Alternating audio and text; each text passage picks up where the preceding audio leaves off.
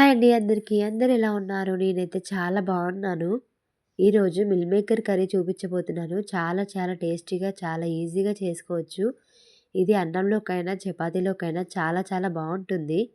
ఇది ఎలా చేసుకోవాలో ఇప్పుడు మన వీడియోలో చూపిస్తాను. ముందుగా ఇలా చిన్న సైజ్ మిల్ మేకర్ ఉంటాయి కదా, అవి ఒక బౌల్‌లో వేసుకోవాలి. హాట్ వాటర్ వేసుకొని కొద్దిసేపు నానబెట్టేసుకోవాలి. ఇవి ఎక్కువసేపు కూడా నానాల్సిన అవసరం లేదు. కేవలం ఒక 10 మినిట్స్ నానితే సరిపోతాయి. పెద్దవి కంటే ఇలా చిన్నవి తీసుకుంటే చాలా చాలా బాగుంటాయి. ఇవి ఒక 10 మినిట్స్ మాత్రమే నానాలి.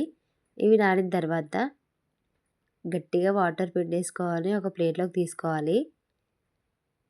వాటర్ ఏమీ ఉండకూడదు.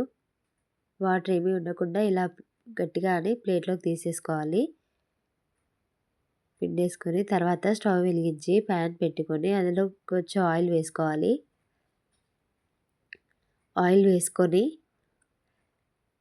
ఆనియన్స్ పొడుగా కట్ చేసి పెట్టుకున్న ఆనియన్స్ ఫ్రై చేసుకోవాలండి. ఒక కప్పు ఆనియన్స్, నేను ఒక 3 ఆనియన్స్ పెద్దవి తీసుకున్నాను. ఈ ఆనియన్స్ బ్రౌన్ కలర్ అయ్యేంత వరకు ఫ్రై చేసుకోవాలి. మాడకుండా మంచి కలర్ వచ్చేంత వరకు ఫ్రై చేసుకోవాలి. ఈ ఈ ఆనియన్స్ని మనం ఇప్పుడు గ్రేవీ చేసుకోవడానికి యూజ్ చేస్తామండి. చూసారా, ఇలా లైట్ పింకిష్ కలర్ వచ్చే వరకు ఫ్రై చేసుకున్న తర్వాత ఒక ప్లేట్లోకి తీసుకోవాలి. ఇవి ప్లేట్లోకి తీసుకున్న తర్వాత మనం మిక్సీ జార్లో కొంచెం చల్లగా అయినాక మిక్సీ జార్లోకి తీసుకొని ఆనియన్స్ వేసుకొని పచ్చి టమాటాలు వేసుకోవాలి. ఒక 2 తర్వాత ఒక 4 పచ్చిమిర్చి తీసుకోవాలి. అవి ఫైన్ పేస్ట్ చేసుకోవాలి. చూసారా, ఇలా మనం రెడ్ కలర్ టమాటాలు తీసుకుంటే మంచి కలర్ వస్తుంది. తర్వాత మనం ముందుగా ఆనియన్స్ ఫ్రై చేసుకున్న ఆయిల్ ఉంది కదా, అందులో కొంచెం ఈ మిల్ మేకర్ని కొంచెం రోస్ట్ చేసుకోవాలి. కొంచెం టాస్ చేసుకుంటే సరిపోతుంది. ఇలా కొంచెం కలర్ చేంజ్ అయిన తర్వాత ఒక ప్లేట్లోకి తీసుకోవాలి. మళ్ళీ ఆయిల్ వేయాల్సిన అవసరం లేదు. కొంచెం అదే ఆయిల్లో ఫ్రై చేసుకుంటే సరిపోతుంది. ఇలా కలర్ వచ్చిన తర్వాత తీసేసుకొని మరి కొంచెం ఆయిల్ వేసుకొని ఇప్పుడు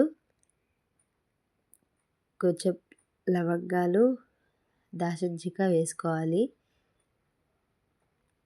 కొంచెం సాజీర కూడా. ఈ కర్రీలో ఈ ఫ్లేవర్ చాలా బాగుంటుంది. వేసిన తర్వాత కొంచెం అల్లం వెల్లుల్లి పేస్ట్ కూడా వేసుకోవాలి. అది ఫ్రెష్గా అయితే బాగుంటుంది.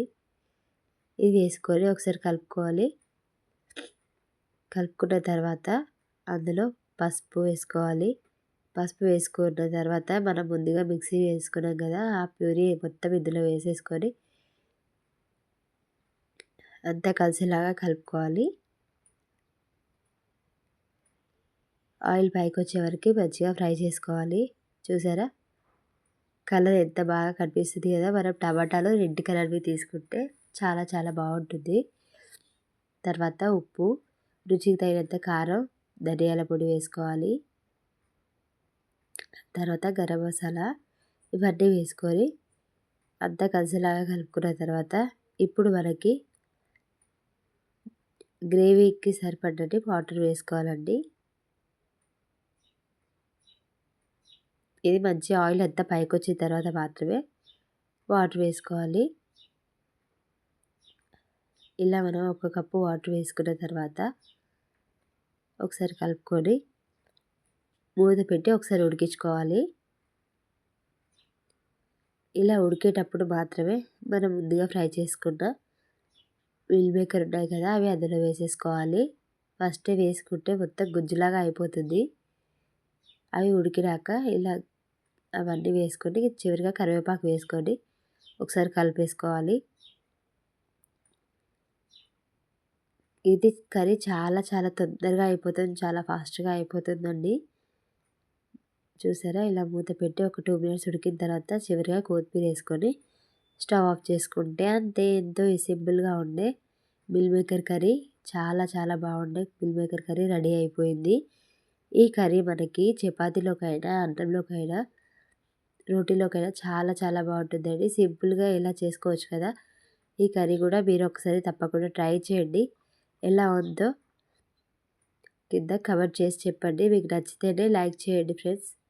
Thanks for watching. Bye bye.